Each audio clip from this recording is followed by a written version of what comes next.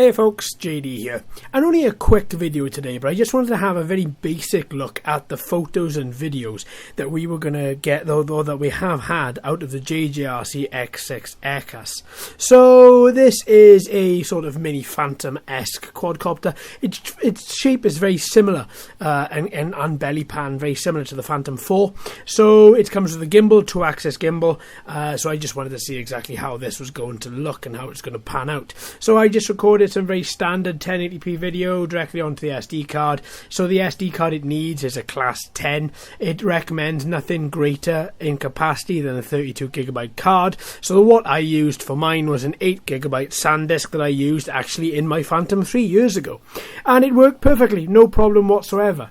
So what I found was recording video was very easy to do. Just with at the back of the transmitter you have a recording video button. I did find it a little bit confusing to begin with because there's no actual indication. There's just a beep when you click it. There's no activation symbol that shows you are recording video, whether that be on the app or on the telemetry screen on the transmitter. As for the video, as for the output, I thought it was okay. It didn't leave a lot to be desired, to be honest with you. I thought it was a little bit more basic. The video was okay. I mean, I was more disturbed by the fact that there was a lot of jello, which I didn't expect to have from a quadcopter with a gimbal that was stabilized with brushless motors. Now, I would have expected this to have been the output sample. If somebody was to say, here's a video, what do you think, what quadcopter style or what motor style did you think that recorded that video? I would have said brushed. I would have put my money on it. I would have said £10 on brushed. This is what the output looks like on brushless. Now, the wind that we had a 4-mile-an-hour breeze that was hitting the quadcopter from the right hand side rather, all through the whole flight. I didn't notice it to be too violent. In fact, the speed mode I stayed on the whole of the flight was low. So it's not as if this is jerking from a high speed mode, it's jerking from low. Now the photos were okay again. They actually looked okay, I thought. I preferred the video to the photos.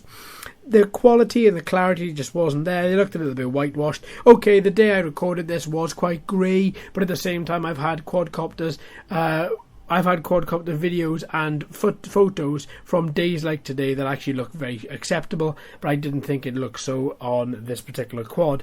It's passable, but it's not going to be something that you're going to be churning out and giving to everybody. But if you just wanted just to record you, or just to record an event like your kid's football match or something, I think it's quite passable for that. Now, I did notice the gimbal did stick in some particular situations, so as I was flying the quad around, I tried in the flight test video, which reminds me, if you haven't seen it, it's in the description. As I was flying it around, I tried to fly the quad in as many circles and round as I could to try and get that gimbal to move left and right and try and see if I could get it to stick. Well, I did get it to stick on more than one occasion, and then I had to bring the quad down and I had to just tap the gimbal ever so slightly for the camera just to click back into position. Now, I covered that in the flight test video, but obviously that's not exactly something that I expected to see, but the fix for it long term would be probably to unscrew slightly, and I mean very, very slightly, the camera, just so that it's not as sticky onto the back end of the gimbal.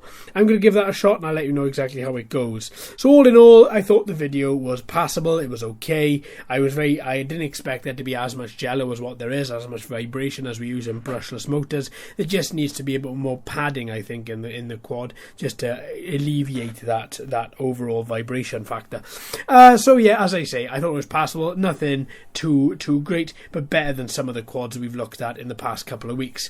Alright then folks, I'm going to leave this video run for a little bit longer should you want to have a little look at it in a bit more detail. Thanks ever so much for watching and listening. I've been JD, you've been fantastic as always. If you haven't already, please like and subscribe and ring that bell too. Hello and welcome to all the new subscribers. I hope you're enjoying the channel. So until next time, my friends, happy flying.